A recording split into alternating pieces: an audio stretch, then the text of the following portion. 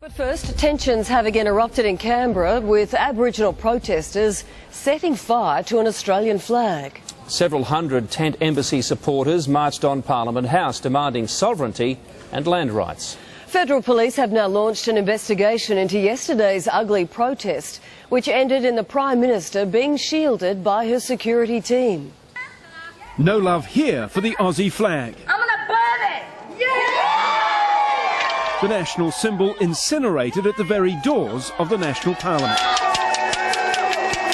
The protesters demanding they be recognised as sovereign rulers of Australia.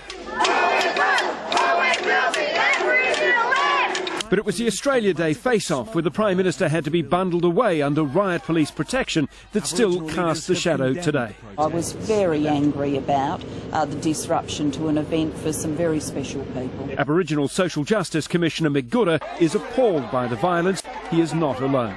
Look, I'm totally disgusted with the whole thing.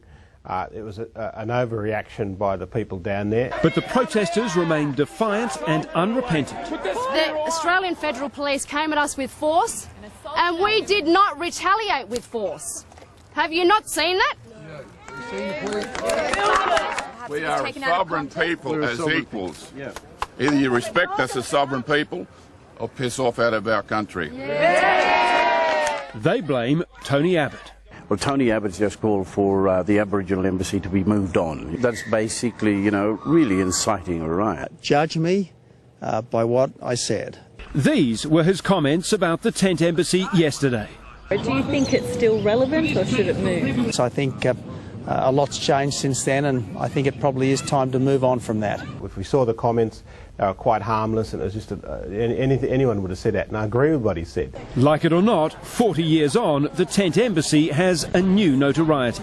All of Parliament was put briefly into lockdown as the protesters reached the front doors before some of the doors reopened so that tourists could leave again. If the plan this week was to get noticed, the protest has certainly achieved that. But any hope of serious talks with the government have gone up in smoke.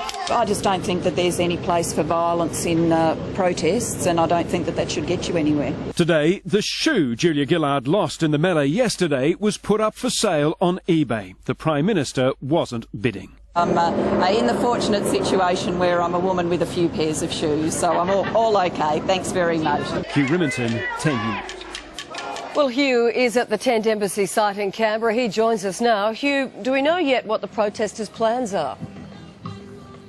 Well, it's certainly all pretty peaceful and serene at the moment. The plan is to draw down this site over the coming days. The people say they want to go back to their own country to consult with their own people about the things that have happened here. Some of them might want to get out pretty fast. There are senior federal police just about 20 metres away from me at the moment, and they have said that they are looking to lay charges against some of the people here for public disorder offences and also possibly for assault. There is one thing that is unlikely to happen. The Tent Embassy founder, Michael Anderson, said if the Prime Minister was to come down here, she would be met with massive outpourings of apologies for what happened here yesterday. I can tell you that is unlikely to happen. The Prime Minister's not coming anywhere near here anytime soon.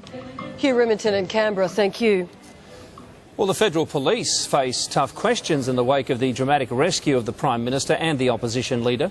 While Julia Gillard praised officers, her own security experts say the operation was a shemozzle. Images of the Prime Minister's hasty departure under close police protection. In the abilities of the police, I knew I'd be fine, and I was fine. Tony Abbott says the situation was turning ugly. I think by getting us both out of there as quickly as they did, the police and the protective services did a very good job. But Hans van Berg, who's had 40 years in the VIP protection business, says the operation would become a how not to do it video. The venue should have been abandoned when it was realised up to 1,000 activists were at the Aboriginal Embassy nearby. We had no reason to suspect there was any problem or any risk to the Prime Minister. Even sympathetic experts point to a lack of preparedness. I think the way that the police acted was appropriate given that there was fairly limited planning time. Others back this view. It was a very bad effort on the part of the security of Australia. Some people to look after her and drop her on the ground and drag her. Government security advisers are reluctant to come on the record, but there's a strong view that yesterday's extraction of the Prime Minister was a schmozzle and a bad look. They asked why did she have to run the gauntlet from this side entrance rather than have her car back up to this service entrance less than 10 metres away. It's standard practice to have an escape route, know where it is and use it, I'm told. It's common operating procedure and business as usual for us to review our actions, and that's exactly what we're doing. Paul Bongiorno, 10 News.